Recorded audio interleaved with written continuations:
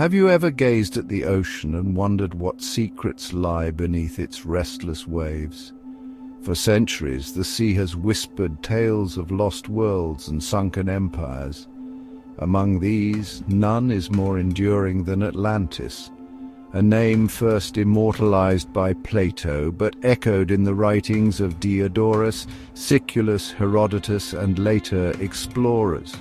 Plato described a magnificent island empire, Atlantis, said to have existed beyond the Pillars of Hercules, what we now call the Strait of Gibraltar. But Plato was not alone. Diodorus Siculus wrote of a great island in the Atlantic, rich in resources and culture. Herodotus hinted at lands beyond the known world, shrouded in mystery. Atlantis was said to be larger than Libya and Asia combined, a true continent, its influence stretching across the ancient world. Its power and ambition were legendary.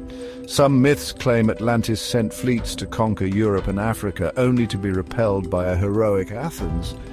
Yet the story is more than myth. Archaeologists have uncovered ruins and artifacts on islands like Santorini and Crete, fueling theories that Atlantis may have been inspired by real catastrophes.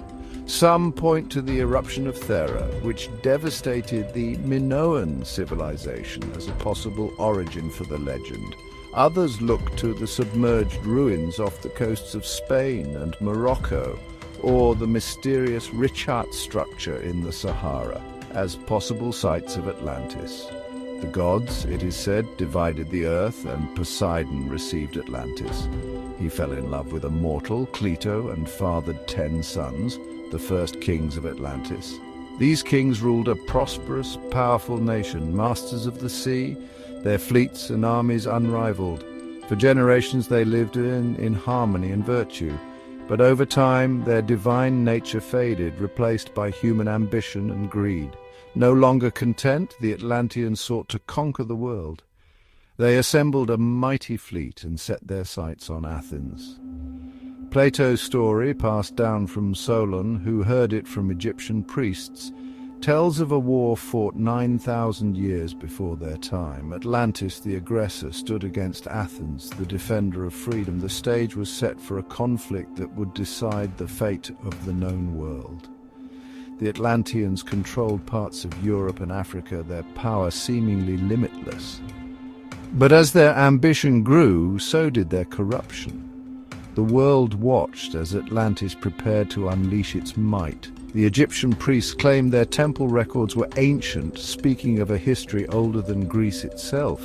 They described a great war between those inside and outside the Pillars of Hercules. Atlantis, with its limitless resources, faced Athens, a small city-state destined to face a giant. The story of Atlantis is more than a legend, it's a warning about the dangers of unchecked power. The Atlanteans' fall began with their own hubris. As the armies gathered, the world held its breath. The fate of civilizations hung in the balance. Plato's tale is a blend of myth, memory, and moral lesson. It's a story that has echoed through the ages, challenging us to consider the cost of ambition.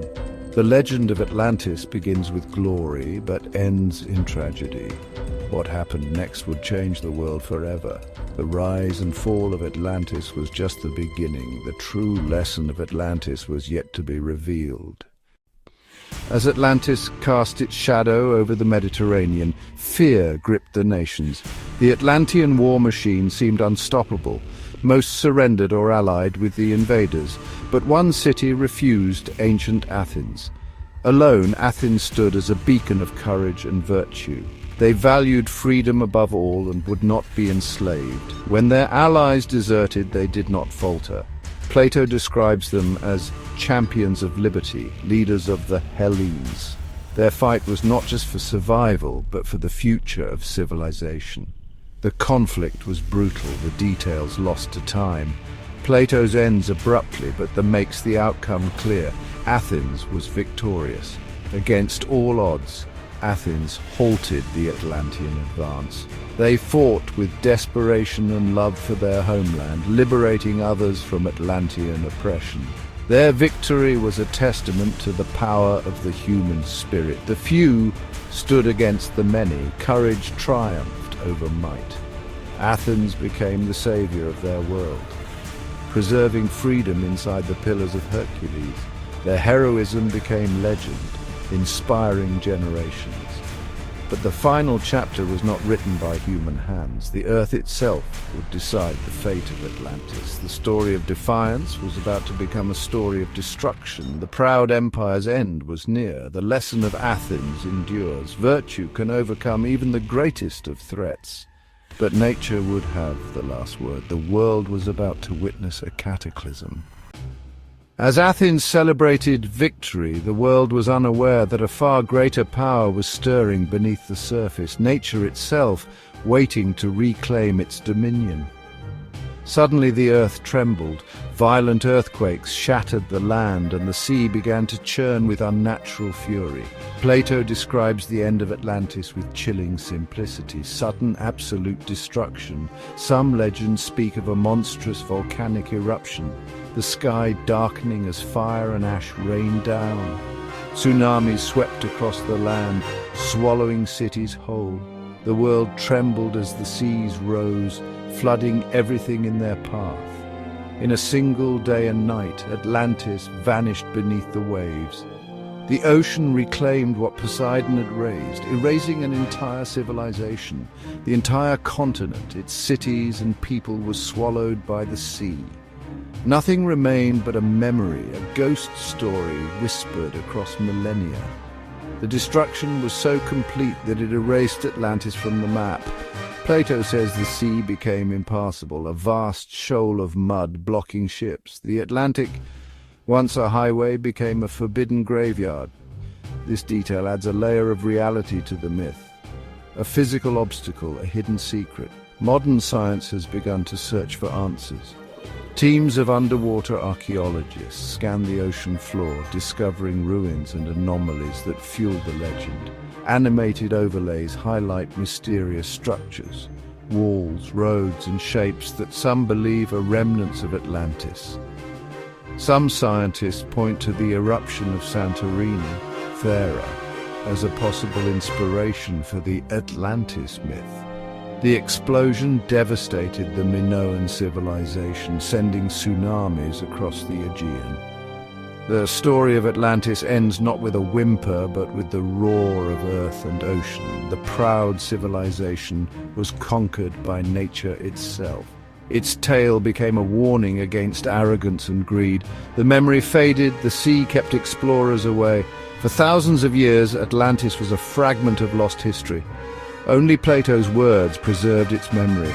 The mystery of Atlantis would wait dormant for rediscovery. The legend was far from over. For centuries, scholars and philosophers have debated the true nature of Plato's Atlantis. Was it a memory, a metaphor, or a warning? Some argue Atlantis was inspired by Egyptian temple records, stories passed to Solon by priests in Sais, Egypt, describing a mighty empire lost to the sea.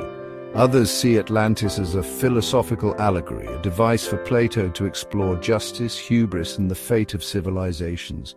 The debate deepens. Was Atlantis a memory of a real place, or a myth shaped by the anxieties of its time? Some historians point to Tartessos, a lost city in southern Spain, as a possible inspiration, its wealth and sudden disappearance echoing Plato's tale. Atlantis represents a powerful, wealthy, but morally corrupt society, an allegory for the dangers of unchecked ambition. The perfect foil for virtuous Athens, whose moderation and virtue stand in contrast. The narrative is a classic tale of hubris and nemesis, of a civilization that overreaches and is brought low. The Atlanteans overstep, challenge the gods, and are destroyed. Athens, by contrast, shows the triumph of virtue and moderation. Yet the legend of Atlantis influenced later cultures.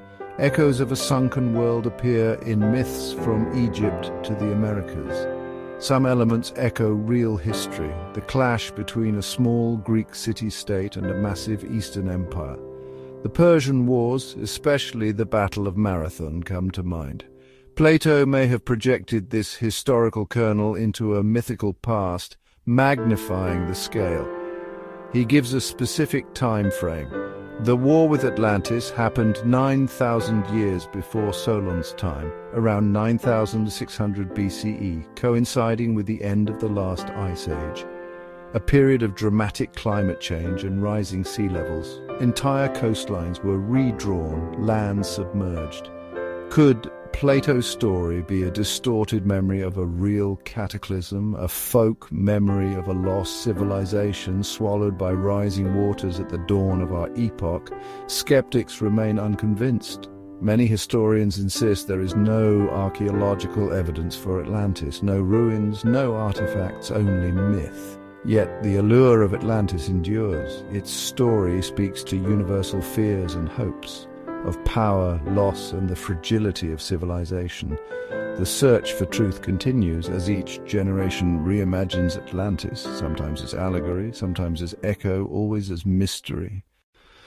Let us journey to the heart of Atlantis, a city that legend claims was the pinnacle of ancient engineering and imagination. At its center stood Poseidopolis, a marvel said to rival the wonders of the world. Plato describes a city built on a hill encircled by concentric rings of land and water, an ingenious design for defense and beauty. 3 rings of water, 2 of land, all connected by bridges and tunnels, an early feat of urban planning. The Atlanteans mastered advanced irrigation, channeling water through canals and aqueducts to nourish gardens and supply fountains. Their city boasted public baths, gymnasiums, parks, and a grand racetrack, echoes of which can be seen in later Greek and Roman designs. Atlantean metallurgy was legendary, walls clad in brass, tin, and the mysterious orichalcum, a metal said to shine like fire. At the city's heart stood the royal palace and a temple to Poseidon and Cleito covered in silver and gold, with a colossal statue of Poseidon towering above all. Myths tell of Atlantean technology, crystal energy, mysterious machines, and inventions lost to time. Some point to archaeological finds, puzzling artifacts, advanced tools, and unexplained ruins as possible evidence of Atlantean influence. Infographics compare Atlantis' city planning and technology to those of Egypt, Mesopotamia, and Greece, revealing both echoes and enigmas. Atlanteans were not just warriors, they were scholars, artists, and engineers, their society highly organized and wise. But this paradise was built on immense power, and as pride grew, so did corruption. The splendor of the city became a symbol of their downfall. The seeds of destruction were sown in its very foundations. Today, the ruins of Atlantis, if they exist, remain lost to time, their secrets waiting to be uncovered beneath the waves or sands. After Plato, Atlantis faded into obscurity for nearly 2,000 years. It was seen as a fable, a moral allegory, not a real place. No expedition sought the lost continent, the world moved on. Atlantis lingered only in Plato's dialogues, a ghost haunting Western thought. The silence broke in the 19th century, an era of exploration and renewed interest in ancient mysteries. Ignatius Donnelly, an American writer, resurrected Atlantis with his 1882 book. Donnelly treated Plato's story as literal history, not allegory. He believed Atlantis was real and set out to prove it. His book was a sensation, capturing the public imagination. Donnelly gathered evidence from geology, mythology, and linguistics, arguing that all ancient civilizations were colonies of Atlantis. Survivors of the sunken continent, he claimed, spread civilization worldwide. This idea, called hyperdiffusionism, suggested all major innovations began in Atlantis. Donnelly pointed to similarities between distant cultures, pyramids, flood myths, mummification, as proof of a common origin. Atlantis, he argued, was the mother culture of the world. Donnelly's theory transformed Atlantis from legend to a grand theory of human history. The search for Atlantis became a quest for the cradle of civilization. The myth was reborn now with a global reach. Atlantis was no longer just a lost island, it was the lost origin of humanity. The legend had found new life. The hunt for Atlantis had only just begun. Donnelly's theory was radical. Atlantis as the original Garden of Eden, the source of all Golden Age myths. He claimed the gods of ancient cultures were deified Atlantean rulers, their stories spread by survivors. This idea explained shared symbols and myths across continents. Donnelly's 13 propositions included Atlantis as the home of the Phoenician, Aryan and Semitic peoples and the source of our alphabet and technologies. He linked Atlantis' destruction to the universal flood myths. The theory was compelling, offering a simple answer to complex puzzles. Survivors became bringers of civilization, appearing in legends worldwide, but mainstream science remained skeptical. Archaeologists argue Donnelly's evidence is circumstantial. Similarities can arise from independent invention or limited contact.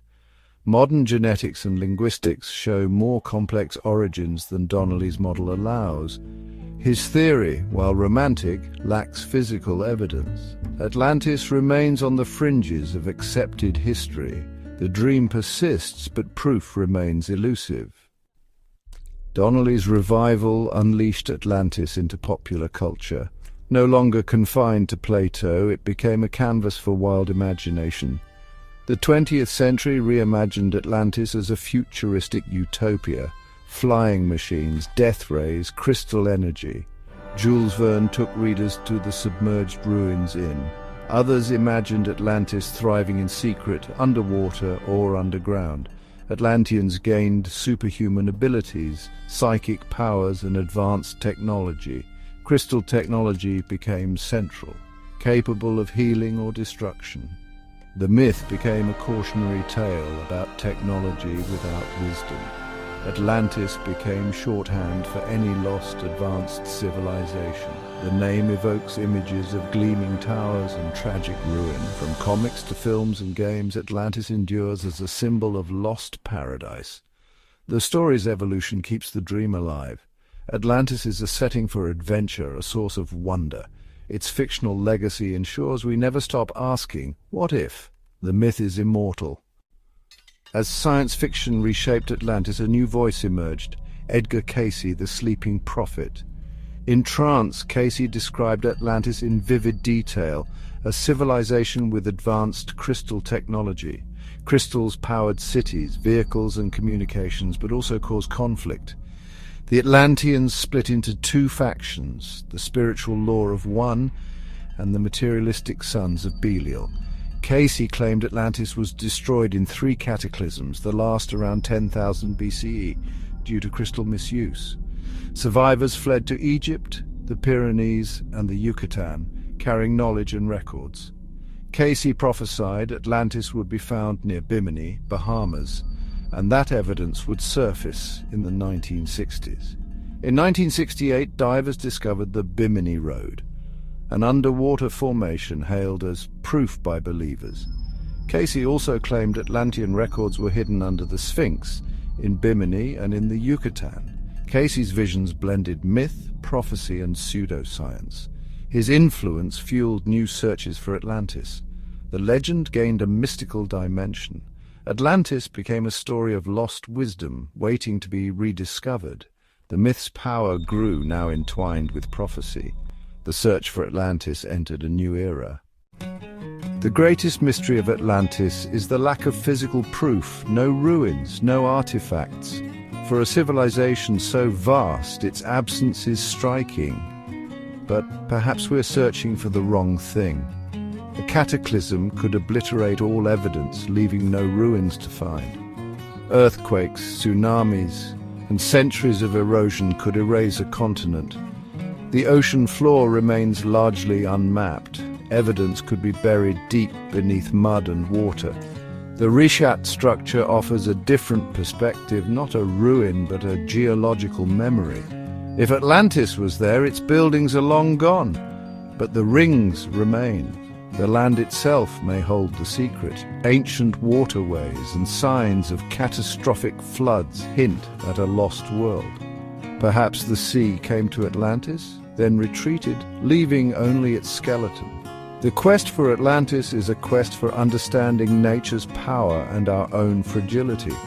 The land and sea are in constant motion. History is written in rock and water. The real secret may not be under the sea, but in the ground beneath our feet. Atlantis challenges us to read the deeper history of our planet. The answer may be hidden in the very shape of the earth. The legend endures, waiting for discovery. Inspired by Plato, Donnelly and Casey, the hunt for Atlantis continues with modern technology. Explorers use satellite imagery and sonar, and geology to search for clues. Southern Spain, near Cadiz, is a prime candidate. Plato placed Atlantis near the Pillars of Hercules, the Strait of Gibraltar. The Donana wetlands reveal strange shapes and rings. Some link it to the lost city of Tartessos, possibly destroyed by a tsunami. Others look to the Mediterranean, the Minoan civilization on Crete and Thera, destroyed by a massive volcanic eruption. The timeline differs, but the story of a naval power destroyed by disaster is strikingly similar. Some suggest the Egyptian priests miscalculated the date. The most surprising candidate is the Rikat structure in Mauritania, the Eye of the Sahara. Its concentric rings and size match Plato's description. Geologists say it's a natural formation, but the resemblance is uncanny. The region was once wetter and more hospitable. Could Atlantis be a city left high and dry by climate change, not sunk beneath the sea?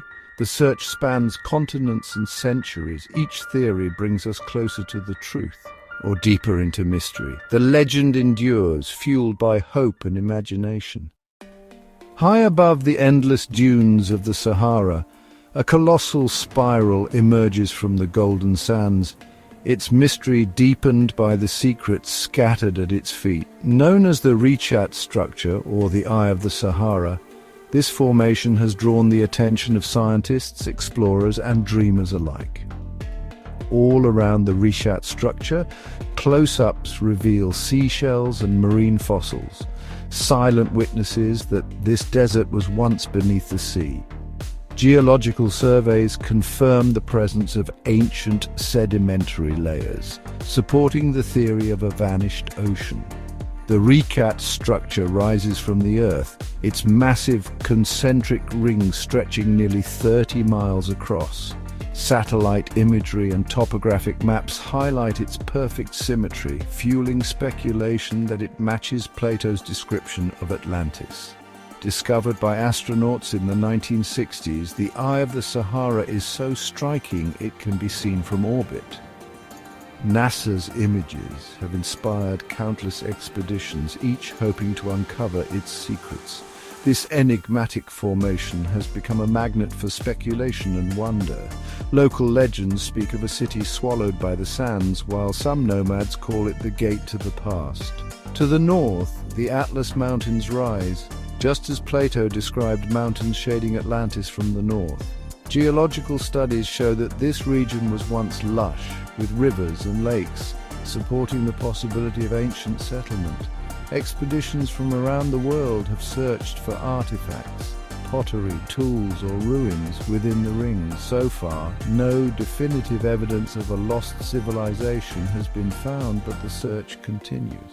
To some, these rings and the surrounding landscape echo the very description of Atlantis given by Plato, a city built in perfect circles, surrounded by water, grand beyond imagination. Enthusiasts point to the uncanny match in dimensions and layout. The location, deep in Mauritania, seems improbable. Yet proponents point to geological evidence that this now arid desert was once lush, teeming with rivers and lakes. Scientific teams have analyzed the structure's rocks, finding no signs of human construction. Geologists explain the Rikat structure as a natural dome formed by volcanic uplift and sculpted by erosion over millions of years. The similarities are uncanny, the dimensions, the symmetry, even traces of ancient waterways. Yet the debate rages on. For every scientist who dismisses the idea, there is an explorer or theorist who sees mystery in the absence of evidence. Quotes from both sides fill books and documentaries, fueling the legend. As the sun sets, painting the Sahara in hues of fire and gold, the eye of the Sahara stares back, silent, ancient, unresolved.